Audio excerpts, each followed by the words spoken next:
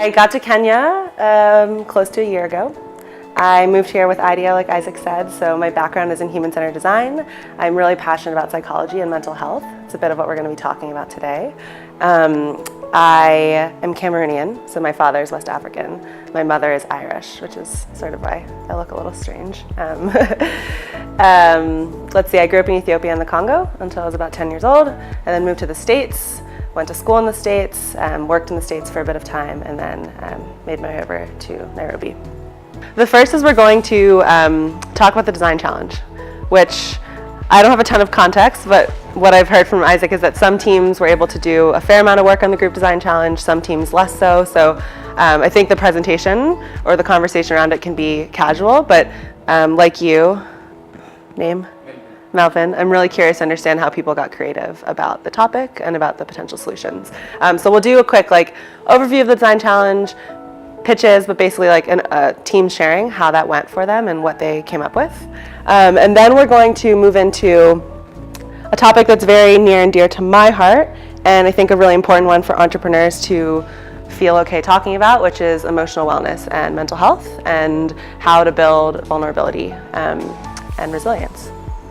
And then from there, we're going to practice pitching. So Isaac and I met, I guess, 2 days ago, and I was trying to understand from him what is most useful to you guys right now, besides the whole emotional wellness content. And he explained that something that you're going to have to do really well towards the end of the program is just very tight, strong pitches and narratives about your ventures. This is also a really cool way for me to learn more about what you guys are doing in your businesses. So we're going to close with kind of a session around storytelling for impact. So how do you tell your story in a way that is incredibly captivating and intriguing to the audience that you're trying to communicate to, and that gets you what you need for your venture, whether that's resourcing, extra funding, partnerships, whatever. So yeah, we'll move through some content, and then we'll just do a lot of practicing of pitches with each other and in the room. I'm not sure, I think Isaac mentioned this, but how often have you guys practiced pitching with each other? Is it something you're doing every Saturday? Is it something that you do every now and then, or what have you done so far around pitching? Every Saturday. Okay, cool. And on a scale of 1 to 10, or high, low, how do you feel about your pitches? Are you I knock this shit out of the ballpark every time? Or are you I feel nervous every time I have to do my pitch and I don't love it? 5. Okay, in the mid? Anything else? 6. Okay, great. So this is something you guys are doing a fair amount. All right. Cool. 3. Okay, that's fair. I also hate public speaking and pitching, and so I think for people who are more introverted, practicing all the time can be a super helpful way to get over that. Cool. Anything that's missing? Is there anything that you came today feeling I really wanted to cover this or do work on this that's not on here? Okay, feel free to speak up if so.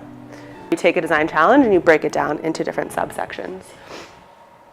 And then the last thing that we usually do when we are crafting design challenges is we look for inspiration. I think this is probably the most fun part, right? There's something really dangerous about trying to reinvent the wheel, right? When you are attempting to design an innovation or a solution to something. So it's really important to look around you and understand what's already happening. What are people doing well? What are people doing really poorly? And how does our innovation sort of fit into that ecosystem, right? So a few points of inspiration that we shared with you to just get you started on thinking what are people already doing in the space of mental health, especially in East Africa and in Kenya.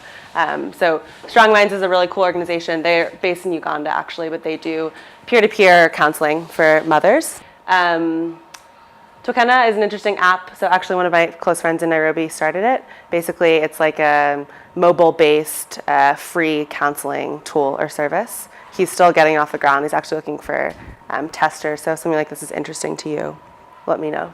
And then Cities Rise is another cool example of an organization that's based in Nairobi and in New York, and they just do policy and advocacy. So they're working at the systems level of how do we change laws and how do we change policies around mental health and access to resources.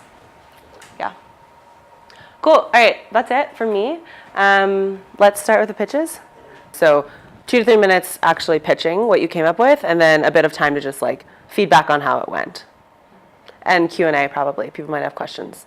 Yeah, so this is not like a pitch like to convince someone, but it's just more around the process, how it went, how it felt, and just the learnings and all that. Yeah, and I think if your team came up with an idea, I'm really not sure how far people got, so I don't want to assume, but if your team came up with an idea, sharing that is super interesting as well.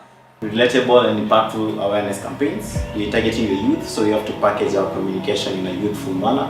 And then holistic approach to healing. That means we do other activities like physical wellness and art to bring young people together and raise awareness about mental health. Our value proposition is in creating safe spaces. We pride ourselves on bringing young people together in spaces where they feel comfortable to talk about their issues.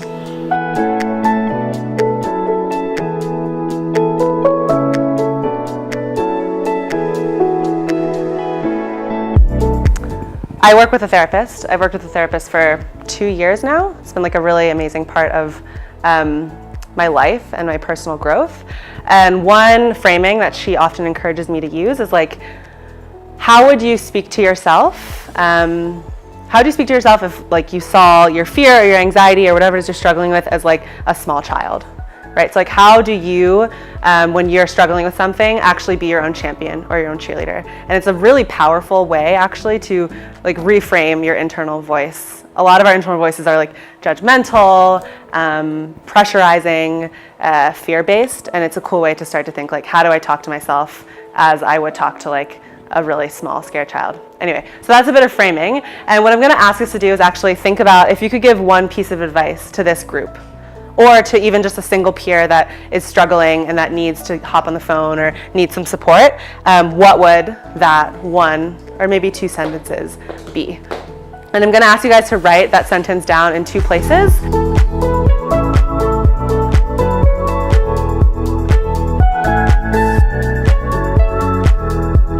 I'm really inspired by how open you guys have been to talk about these things, and also how diligent you were about the pitches, which like were about a topic and about an idea or an innovation solution that's not really directly related to your ventures. And I know that you're all super busy.